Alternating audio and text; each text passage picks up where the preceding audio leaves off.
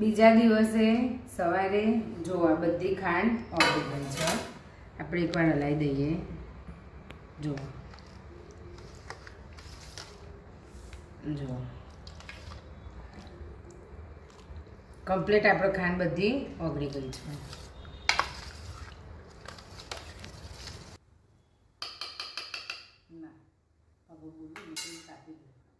પછી આ રીતનું પતલું કપડું લેવાનું. જો આવી રીતે ટ્રાન્સપરન્ટ, પણ સફેદ ના લેતા, કોઈ બી કલરનું લેજો. એકચ્યુઅલી હું છે ને દર વર્ષે આ જ વાપરું છું, આ રેડ કલરનું.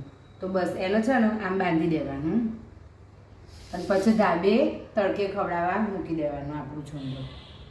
અને જેમ બને ને એમ પોળું વાસણ લેવા વિનંતી.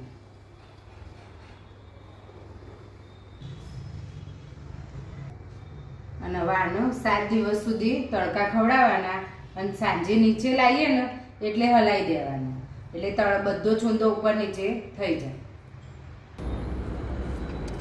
આવી રીતે તડકો મૂકીને 7 દિવસ સુધી તડકા ખવડાવવાના. જો આપણે ઉપરથી નીચે લાવીએ ને તડકો ખવડાવીને એટલે એકવાર બધું મિક્સ કરવું જરૂરી છે, કેમ કે તડકો અડ્યો હોય ને એટલે. તો આવી રીતે જુઓ, આ તડકો અડ્યો હોય ને એટલે બધું આવી રીતે મિક્સ કરી દેવાનું.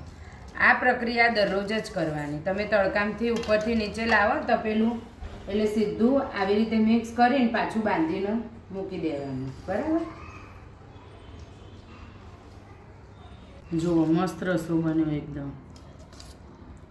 આજે બીજો દિવસ છે.